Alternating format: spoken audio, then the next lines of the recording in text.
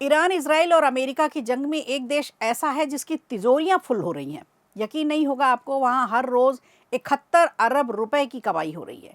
देश और देश की जनता माला माल हो रही है। एक तरफ तेल और गैस की किल्लत दिखाई जा रही है, तो वहीं ये देश सिर्फ तेल से ही कमाई कर रहा है।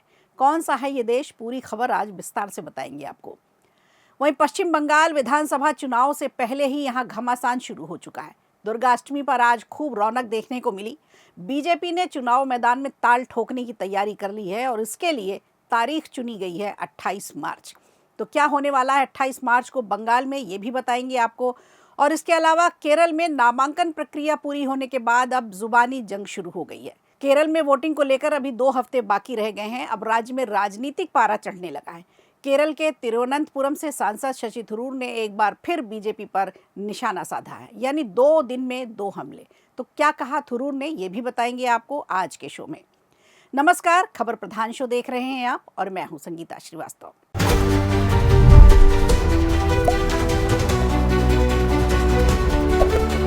तो शुरुआत करते हैं बड़ी खबर से कि तंगसिरी की हत्या के बाद यही सवाल अब उठ रहे हैं कि क्या अब होर्मुज स्ट्रेट सबके लिए खुल सकता है, क्योंकि तंगसिरी को होर्मुज बंद करने का मास्टरमाइंड माना जाता था।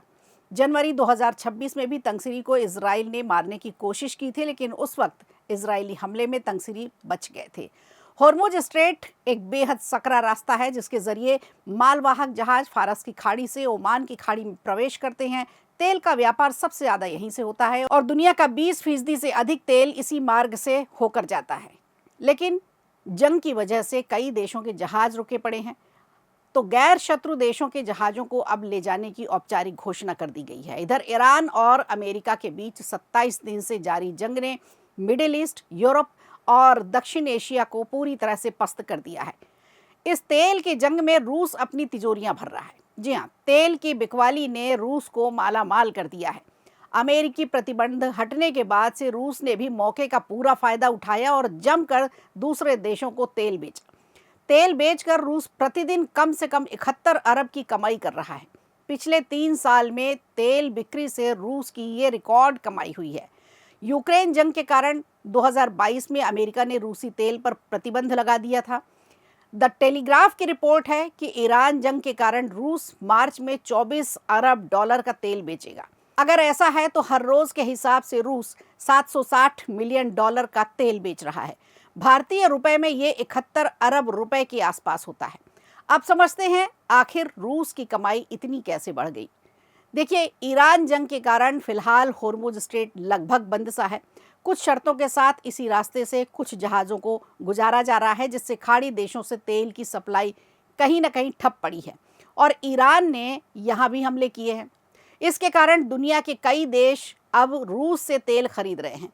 अमेरिका ने भी दुनिया के देशों को इसकी इजाज़त दे दी है, इसमें भारत भी शामिल है। एक और बात, जंग के पहले तक रूस ऑफर पर तेल बेच रहा था, लेकिन अब रूस भी सामान्य दामों पर तेल बेचने लगा है। कीव इंस्टीट्यूट के मुताबिक रूसी तेल $100 प्रति बैरल के हिसाब से बेचा जा रहा है। इसकी वजह से रूस की कमाई में अचानक इजाफा देखने को मिला है। और तीसरी बात, भारत और चीन जैसे देशों ने रूस से तेल की खरीद की मात्रा को अब बढ़ा दिया है। आंकड़ों के मुताबिक भारत ने फरवरी 2026 की तुलना में मार्च 2026 में रूस से 72% तेल ज़्यादा खरीदने का फैसला किया है। अब मार्च लगभग पूरा होने को जा रहा है। एक वजह यह भी है कि रूस की कमाई किस तरह से बढ़ी। अब क्या जंग में ईरान की मदद कर रहा है रूस, इसको भी समझ लेते हैं। अगर इस बात पर गौर करें तो फाइनेंशियल टाइम्स लिखता है कि जंग में रूस ईरान की मदद कर रहा है। रूस ईरान को खाने पीने का सामान भेज रहा है, इसके अलावा ड्रोन और हथियार भी भेज रहा है। पश्चिमी खुफिया अधिकारियों के हवाले से इस रिपोर्ट में ये भी कहा गया कि रूस इजराइल और अमेरिकी ठिकानों की जानकारी सैटेलाइट के जरिए हासिल करता है और फिर रूस इन जानकारियों को ईरान को दे देता है। इन्हीं सूचनाओं के आधार पर ईरान अपने मिसाइल हमले करता है। इजराइल के आसमान पर जिस तरह से बम बरसाए गए वो सब ने देखे। हालांकि रूस ने इन तरह के आरोपों को सिरे से खारिज किया है। रूस का कहना है कि जंग में उसने सिर्फ ईरान को कुछ ज़रूरी दवाइयाँ भेजी हैं, ना कि ड्रोन और कोई हथियार। इसके अलावा और कुछ भी नहीं भेजा। बहरहाल रूस ही है वो देश है जो ईरान इजराइल जंग में सबसे ज़्यादा पैसे कमा रहा है, सबसे ज़्यादा कमाई कर रहा है। वो खुद भी यूक्रेन के साथ पिछले 4 साल से जंग में उलझा हुआ है, लेकिन इस जंग में उसकी ताबड़तोड़ कमाई ज़रूर हो रही है।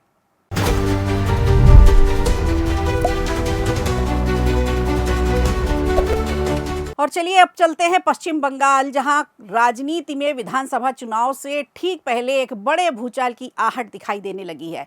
यानी आपसी प्रतिद्वंदी बीजेपी और टीएमसी अब खुलकर मैदान में आने वाले हैं। टीएमसी अपना गढ़ बचाने की पूरी तैयारी में है, तो बीजेपी पिछले चुनाव की हार को अब जीत में बदलने को बेताब है।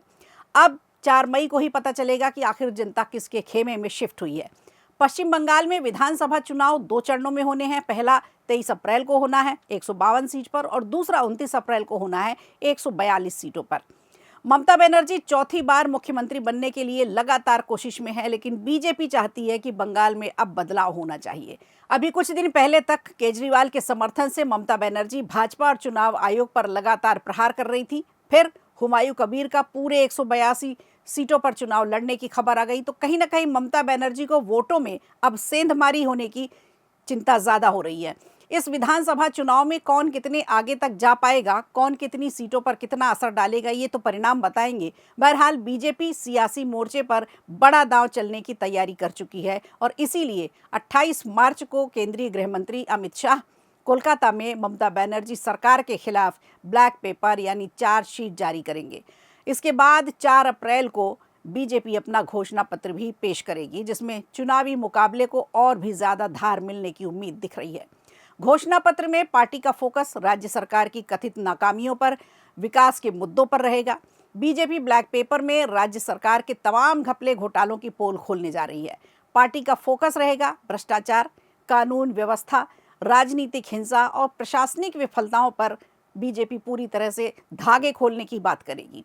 इसके साथ ही बीजेपी ममता सरकार पर चुनावी नियमों के उल्लंघन का भी आरोप लगा रही है, तुष्टीकरण की राजनीति का भी आरोप लगा रही है, और इन दोनों बातों को भी प्रमुखता से उठाने की तैयारी कर रही है। रणनीति के तहत अगर देखा जाए तो बीजेपी इस चार्जशीट के जरिए राज्य में अपनी राजनीतिक पकड़ मजबूत करने की तैयारी में है, मतदाताओं को लुभाने की तैयारी में है, और 4 अप्रैल को आने वाले घोषणा पत्र, पार्टी का विजन डॉक्यूमेंट जो होगा, उसमें अपनी विकास की बातें करेगी। उसमें केंद्र सरकार की तरफ से जो कल्याणकारी योजनाएं दी जा रही हैं, जिन्हें ममता सरकार अपने राज्य में लागू नहीं होने दे रही हैं, उनके बारे में भी जिक्र करेगी।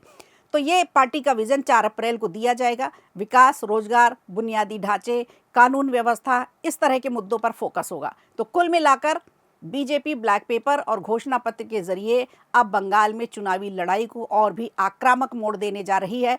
बीजेपी ने इस बार 200 सीटों का लक्ष्य रखा है, लेकिन अंदर खाने की बात करें तो बीजेपी का लक्ष्य 177 सीटों का है।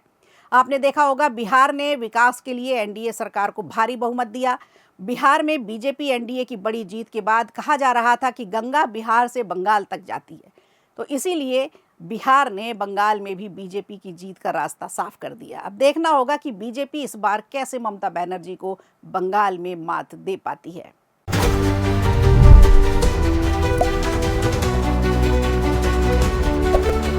और इधर केरल कांग्रेस के सबसे चर्चित नेता जो अक्सर सुर्खियों में रहते हैं, तिरुवनंतपुरम से सांसद शशि थरूर ने 2 दिन में बीजेपी पर 2 जुबानी हमले किए हैं। गुरुवार को केरलम चुनाव पर कांग्रेस सांसद शशि थरूर ने कहा कि मेरा फोकस केरल राज्य चुनाव पर है। असम, बंगाल, तमिलनाडु में मेरे साथी कैंपेन कर रहे हैं। थरूर ने कहा कि केरलम में लोग अब बदलाव चाहते हैं। भाजपा राज्य के कोई अप्रासंगिक यहाँ का फैक्टर है ही नहीं। असली लड़ाई यूडीएफ और एलडीएफ के बीच है। थरूर ने आगे कहा कि बीजेपी को इसलिए वोट देना भी बेकार है, यानी यूडीएफ और एलडीएफ के बीच जनता यूडीएफ को ही वोट दे, बीजेपी को वोट देने का कोई मतलब नहीं। कांग्रेस सांसद शशि थरूर गुरुवार को केरलम में कोल्लम पहुंचे थे। यहां पर उन्होंने मीडिया से बातचीत की। उस समय कहा कि केरल में बीजेपी का कोई फैक्टर नहीं है। शशि थरूर ने 1 दिन पहले ये कहा था कि केरलम में बीजेपी लड़ाई में ही नहीं है, तो उन्होंने तब ये कहकर निशाना साधा था कि बीजेपी केरल में 0 सीट वाली पार्टी है। बीजेपी 2021 के चुनाव में 0 पर सिमट गई थी। गौरतलब है कि वाम दलों की अगुवाई वाली एलडीएफ फिलहाल सत्ता में है, तो वहीं कांग्रेस की अगुवाई वाली यूडीएफ विपक्ष में है। यहाँ 9 अप्रैल को वोट डाले जाने हैं और इन्हीं दोनों के बीच मुकाबला है। केरल में सत्तारूढ़ एलडीएफ की कोशिश है कि हैट्रिक लगाए, और यूडीएफ की कोशिश है कि 10 साल के शासन के सूखे को खत्म करे और वाम दलों को सत्ता से बाहर करे। 2011 के चुनाव में यूडीएफ ने 4 अधिक सीटें जीतकर सत्ता हासिल की थी। 2016 के चुनाव में एलडीएफ को 91 सीटें मिली थी। फिर 2021 के चुनाव में 99 सीटें मिली थी। तो 2016 में बीजेपी में सिर्फ एक विधानसभा सीट जीती थी, एक ही सीट मिल पाई थी। राज्य में बीजेपी और कांग्रेस लगभग बराबर सीटों पर चुनाव लड़ रहे हैं। तो देखिए, जब कोई बड़ा नेता कोई बयान देता है तो कहीं ना कहीं जनता पर उसका असर भी होता है, और थुरूर ने तो केरलम में बीजेपी की उपस्थिति को ही नकार दिया है। हालांकि अभी तक बीजेपी की तरफ से इस पर कोई आधिकारिक बयान नहीं आया है। अब देखने वाली बात होगी कि बीजेपी इसका काउंटर कैसे करती है। तो खबर प्रधान शो में आज के लिए इतना ही। दीजिए इजाजत, नमस्कार। वीडियो अच्छा लगा हो तो लाइक कीजिए, शेयर कीजिए और कमेंट बॉक्स में हमें जरूर बताइए।